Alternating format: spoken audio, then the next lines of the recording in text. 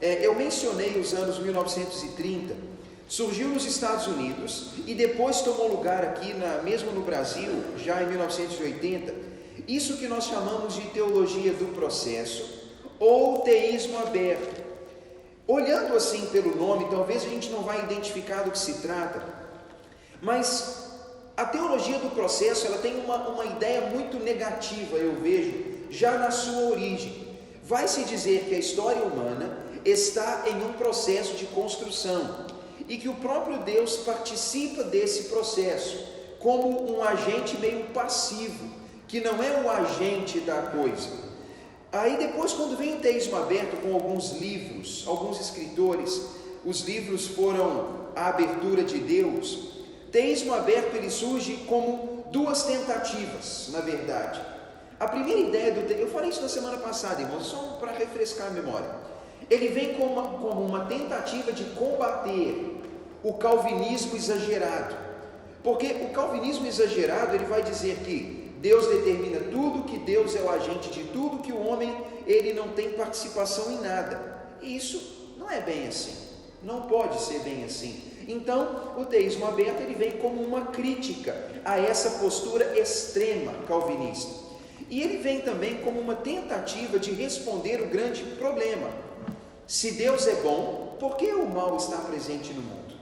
Esse, irmãos, é um dos assuntos que tem assolado muito a igreja. Se Deus é soberano, se Deus é todo-poderoso, e se o mundo passa por problemas, por que então Deus não interfere na história humana e Ele então não coloca um ponto final no sofrimento do mundo? Os cristãos têm rebolado para poder responder essa pergunta.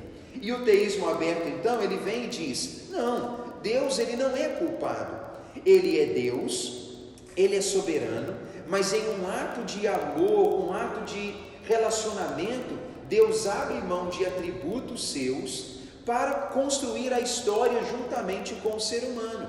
Então Deus, ele decidiu abrir mão de tudo, não de tudo, mas de atributos de onisciência, de onipresença, e Deus então está participando da história. Basicamente, os teístas abertos, eles diriam que Deus, ele não pode saber o que vai acontecer. Deus não pode saber um resultado, Deus não pode saber um desdobramento. Como eu disse semana passada, se eu pegar agora e jogar um balão esses balões de soprar para o alto, eu diria, eu não sei para onde ele vai, mas eu acredito que Deus, em sua soberania, Ele sabe o que vai acontecer, porque Ele é Deus. Mas no teísmo aberto eu diria o seguinte, que se eu jogar para o alto, Deus também não saberá como eu. Deus só pode saber aquilo que já aconteceu. E Deus então decide abrir mão desses atributos para que Ele possa ter um relacionamento com os homens mais significativo, um relacionamento mais real, mais concreto, onde Deus diminui o seu passo para andar comigo, como outro exemplo que dei, como um corredor profissional correndo com um amador, como nós. Ele fala assim, não, eu posso correr isso aqui muito rapidinho, mas eu vou te esperar, tá bom? Nós vamos junto, a gente vai correr no mesmo passo. É como se Deus então tivesse diminuído um pouquinho quem é, para poder andar no ritmo do homem. Irmãos, soa bonito, né? A capa é bonita, mas o interior é perigoso.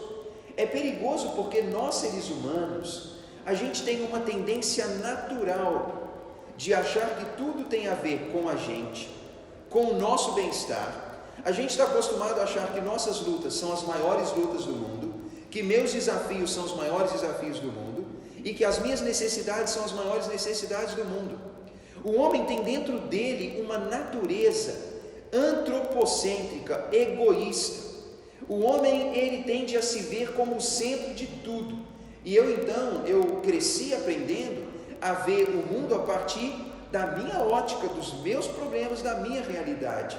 E o teísmo aberto, em algum sentido, ele prejudicou a igreja e os cristãos no sentido de colocar o homem numa posição que ele não pode ter. E sabe, irmãos, hoje eu quero dizer para vocês que a igreja antropocêntrica, onde o homem é o centro de tudo, ela é atualmente uma das heresias ou das ideologias mais perversas no meio da igreja de Deus.